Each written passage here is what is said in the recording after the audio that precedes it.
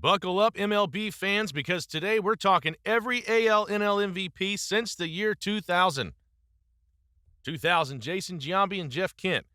Who can forget Jason Giambi's 2000 season? He absolutely crushed that year, batting .333 with 43 homers, 137 RBIs, and a ridiculous 1.123 OPS. You can argue that he single-handedly carried the A's into the playoffs and was nearly impossible to pitch to. Meanwhile, Jeff Kent quietly put up MVP numbers too.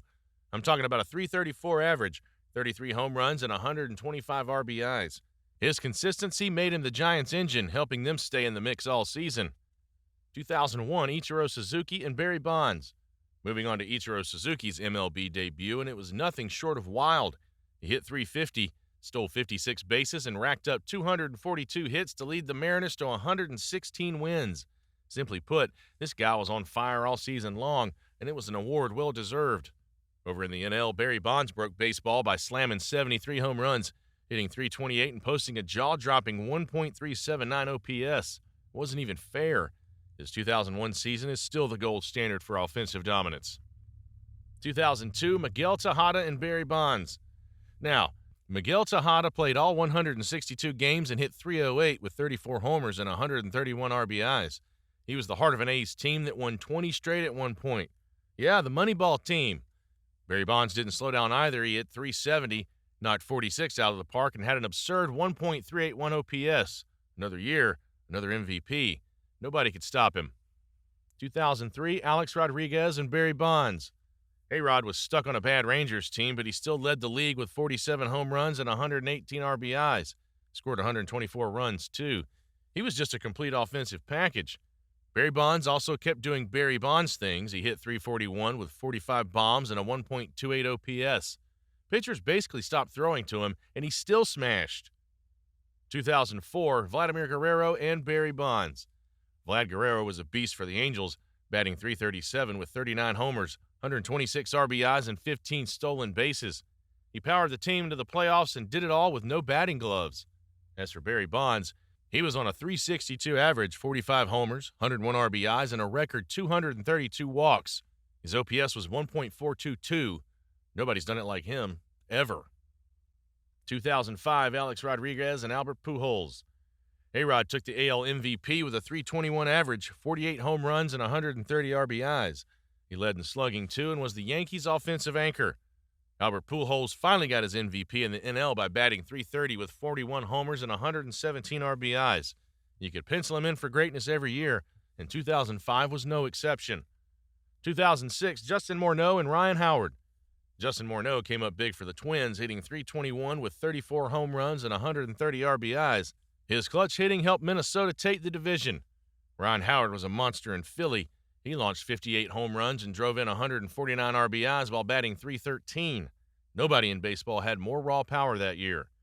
2007, Alex Rodriguez and Jimmy Rollins. A-Rod had another MVP year, 54 homers, 156 RBIs, and a .314 average. Led the league in basically everything and carried the Yankees offensively. Jimmy Rollins did it all for the Phillies. 30 homers, 94 RBIs, 41 steals, and 139 runs scored.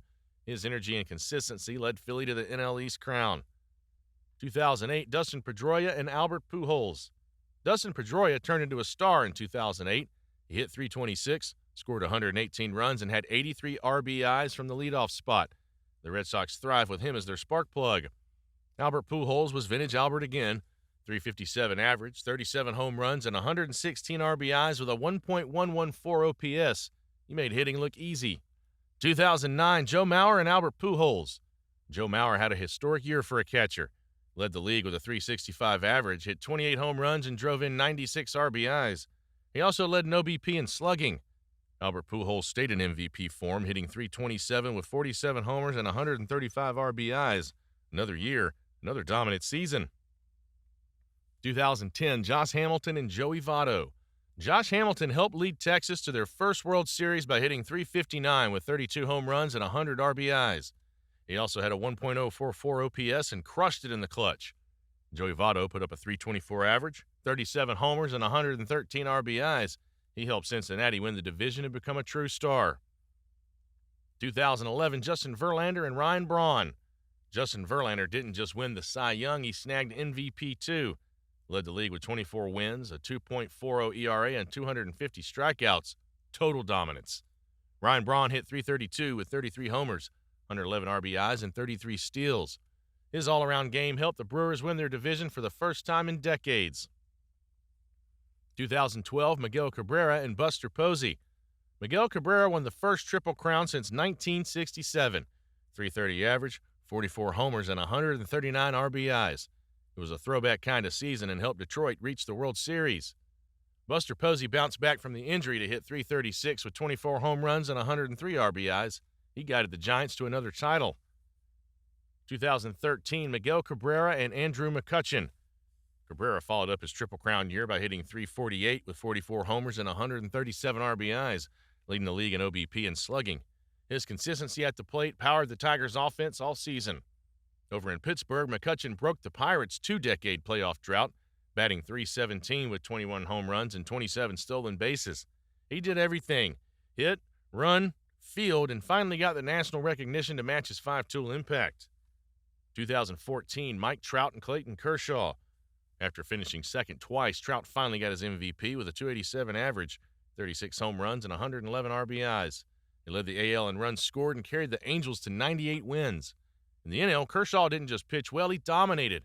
He went 21-3 with a 1.77 ERA and 239 strikeouts in only 198 innings. A pitcher winning MVP in this era, that tells you how ridiculously good he was. 2015, Josh Donaldson and Bryce Harper. Donaldson brought power and energy to Toronto, hitting .297 with 41 home runs and a league-best 123 RBIs. He helped the Blue Jays break a 22-year playoff drought. Harper, still just 22, exploded with 42 home runs, a .330 average, and a monstrous 1.109 OPS. He led the NL in almost every major offensive category, and even though the Nationals disappointed, Harper looked every bit like baseball's next superstar. 2016, Mike Trout and Chris Bryant. Trout was back on top again, this time hitting .315 with 29 homers, 100 RBIs, and 123 runs. He led the league in walks and OBP and proved once again that he's the most complete player in baseball. Bryant, meanwhile, was the face of the Cubs' magical World Series run. He hit .292 with 39 home runs and 102 RBIs, showing elite power, solid defense, and clutch leadership all season long. 2017, Jose Altuve and Giancarlo Stanton. Altuve posted a .346 batting average, 24 homers, and 32 stolen bases, leading the league in hits while helping Houston win its first World Series. His contact skills and hustle stood out in every game. Stanton crushed 59 home runs and drove in 132 runs for the Marlins. He almost single-handedly kept Miami competitive and had pitchers shaking their heads every time he stepped in the box. It was a pure power show.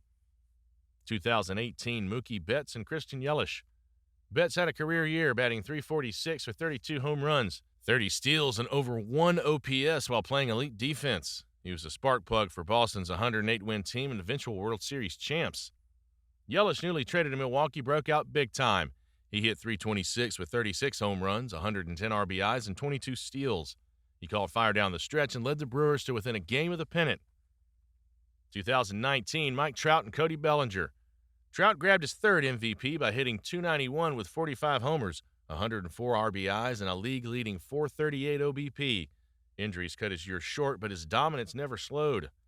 Bellinger matched him in the NL with a .305 average, 47 homers, and 115 RBIs while playing Gold Glove-level defense.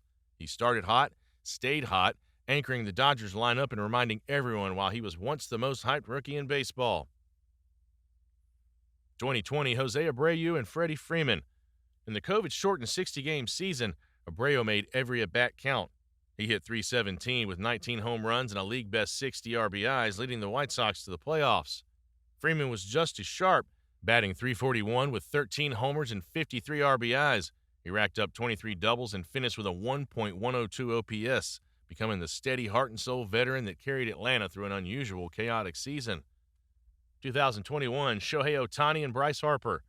Ohtani redefined baseball with 46 home runs, 100 RBIs, and 26 steals, while also going 9-2 with a 3.18 ERA and 158 strikeouts on the mound. He became the first true two-way MVP since Babe Ruth. Harper, in a quieter but deadly run, hit .309 with 35 home runs and an NL best .615 slugging percentage. He got on base nearly 43% of the time and carried the Phillies' offense when nobody else stepped up. 2022, Aaron Judge and Paul Goldschmidt. Judge launched an AL record 62 home runs and drove in 131 runs while batting .311. He led in almost every offensive stat and put the Yankees on his back with one of the best seasons in baseball history. Goldschmidt hit .317 with 35 homers and 115 RBIs, posting a .981 OPS. At 34 years old, he finally earned his first MVP thanks to an all-around season that kept St. Louis atop the NL Central. 2023, Shohei Ohtani and Ronald Acuna Jr. Ohtani did it again. He hit .304 with 44 homers, 95 RBIs, and 20 steals while going 10-5 with a 3.14 ERA. Even after injuries cut his season short, he was clearly the best all-around player in the game. Acuna made history by becoming the first player with 40 homers and 70 steals in a single year. He batted .337, hit 41 homers, stole 73 bases, and led the league in runs and hits. 2024, Aaron Judge and Shohei Ohtani. Judge bounced back with a monster .322 average, 58 home runs, and 144 RBIs. He led in slugging and was the clear power king of the AL, helping the Yankees reach the World Series. Ohtani, now with the Dodgers, didn't pitch but somehow had his best season at the plate. He batted .390 with 54 home runs, 130 RBIs, and 59 steals, putting up video game numbers and leading LA to another championship. So, who do you think's up for MVP in 2025? Tell us in the comments and subscribe to our channel for more baseball action.